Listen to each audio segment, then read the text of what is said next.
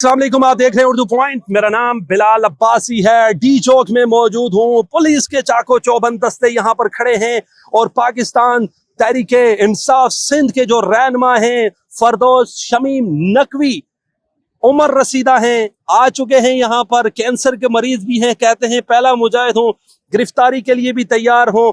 इस तरफ आप देख सकते हैं पुलिस तैयार है फरदौस शमीम नकवी को गिरफ्तार करने के लिए। आइए चलते हैं फरदौस शमीम नकवी साहब से बातचीत करते हैं। फरदौस साहब बताइएगा, आप कहाँ से आए? हम तो बड़ी मुश्किल से यहाँ पहुंचे। कि मैं भी उतनी मुश्किल हूँ और शायद उससे ज्यादा मुश्किलात से पहुंचा हूँ।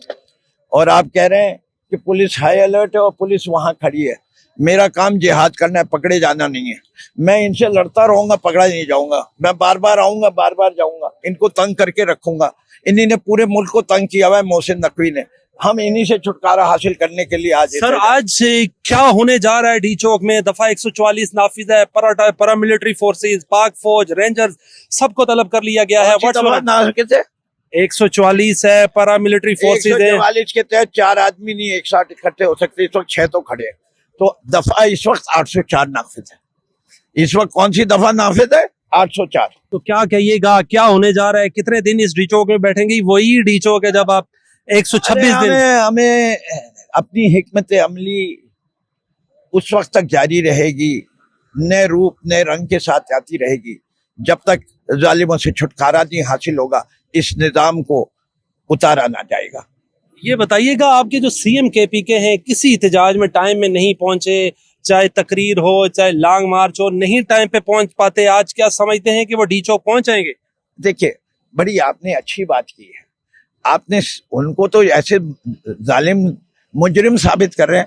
ये भी मैं कौन होता हूँ मुजरिम साबित करने वाला? ये भी कहते हैं कि उनके रास्ते में इतनी रुकावटें डाली जाती हैं कि वो वक्त पे नहीं पहुंच सकते अपने ही मुल्क में। एक सीएम अपने मुल्क के अंदर जो है प्रोटोकॉल के साथ भी 1-2 घंटे का सफर 10 घंटे में ना कर सके, तो उस मुल्क के हालात को आप क्या कहेंगे? क्या अंदर की खबर है? कोई कहा जा रहा है कि यहाँ पर आप धरना देंगे और आईनी तरमीम भी मुमकिना तौर पर कमिंग वीक में लाने जा रही है हुकूमत। क्या स्टांस है पाकिस्तान तहरीक इंसाफ का? इनको नहीं लाएंगे ना, इनको पाकिस्तान से बड़ी मोहब्बत है। जब तक एससीओ की कॉन्फ्रेंस चल रही है नहीं लाएंगे। कोशिश इन्हीं ने करके देख ली, अभी तक इनके नंबर पूरे नहीं हुए।